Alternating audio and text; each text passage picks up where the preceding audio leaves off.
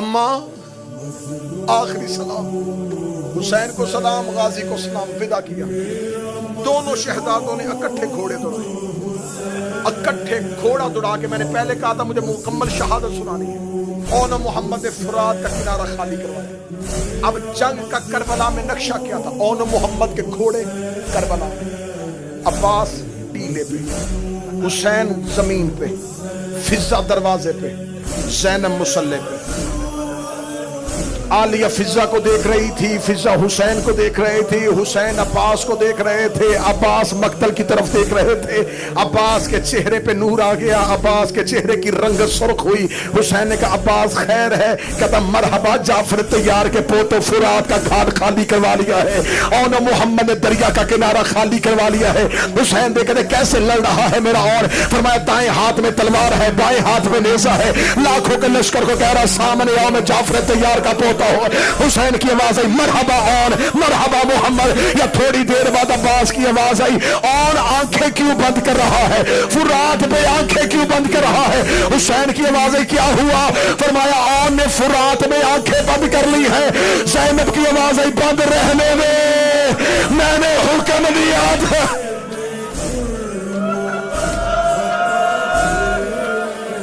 جناب اون کا حملہ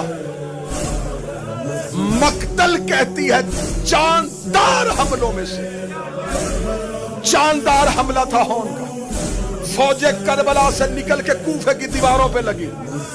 یہ کربلا کا فہد شہزادہ ہے جو عمر ابن سعد کے خیمے کی پوسٹ پہ گیا ہے، اسے جا کے عمر ابن سعد کے خیمے کی پوسٹ پہ نیزہ مارا، نیزہ مارا تو نے مانگی تھی میرے حسین سے بایا۔ اس نے خیمہ چھوڑا، خیمہ چھوڑ کے کہنے لگا کون آ گیا ہے مقتل میں؟ میری ہزاروں کی فوج بکریوں کی طرح بھاگ کیوں رہی ہے؟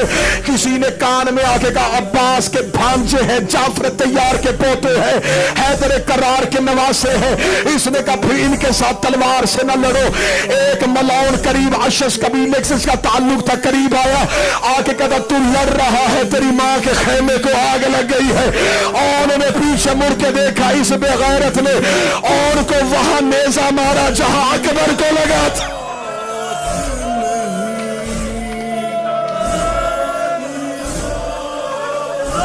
اس جملے کے لیے میں محنت کر کے آیا ہوں۔ اون کے لگا سینے پہ نیزہ، اون کے سینے پہ نیزہ کا لگنا تھا۔ اون کو پتا چل گیا، بھاگتے گھوڑے کی زین سے اون گرنے لگے۔ گرتے گرتے اون کی آواز آئی میرے اللہ میں زینب کا بیٹا ہوں، میرے اللہ میں نے ساری زندگی تجھ سے کچھ نہیں مانگا، میرے اللہ میری ماں کا حکم تھا کوئی ایسی سبیل کر کہ میں اپنے حسین کو ہاتھ سے سلام کر سکوں۔ کتابیں کہتی ہے کہ مقتل کہتی ہے اون نے ہاتھ اٹھا کے پیشانی پہ رکھا، اسدی کاہلی نے تیر مارا، تیر اون کے ہاتھ سے گزر کے پیشانی پہ لگ گیا، اون کا ہاتھ پیشانی پہ جڑ گیا۔ جب حسین اون کی لاش میں پہنچے، ہاتھ ماتھے پہ رکھا حسین،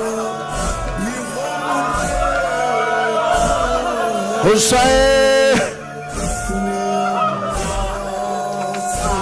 جو کربلا کے زائر بیٹھے ہیں گواہی دینا، آج بھی اون کا روزہ کربلا میں نہیں ہے، کربلا کے باہر سویا ہوا ہے زینب کا بیٹا۔ اگلی صدر ماتم کر کے سننا تو زینب کے بچے کا ماتم کرنے کے لیے آئے ہو۔ 10 محرم جب سجاد نے اجازت امامت کے ساتھ لاشیں دفنائی، معصوم فرماتے ہیں اون آج بھی قبر میں پیشانی پہ ہاتھ رکھ کے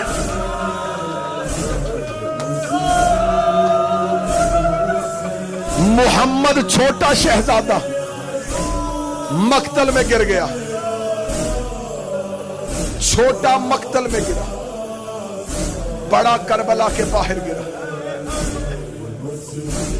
چھوٹے کی لاش عباس نے اٹھائی۔ آج بھی جناب محمد گنج شہداء میں دفن ہے، اور کربلا سے باہر دفن ہے۔ 10 محرم کو शिमर मलौन हुसैन का कातिल कहता है, जब हमने खैमों को आग लगा रहे थे हमने देखा कि ख़याम हुसैनी से हर माँ दौड़ी है, हर माँ अपने अपने बच्चे की लाश पे चली गई है। शिमर मलौन खुद कातिल हुसैन कहता है, मैं हुसैन के सज्जाद के करीब गया, मैंने जाके कहा इन दो बच्चों की माँ मर गई है, हर लाश पे माँ आई है, इन दो बच्चों की लाशों पे इनकी माँ नहीं आई। आवाज आई, हया कर, ये मेरी फुफी के बेटे हैं, ये ज़ैनब के बेटे हैं। आवाज आई, कहाँ है अली की बेटी?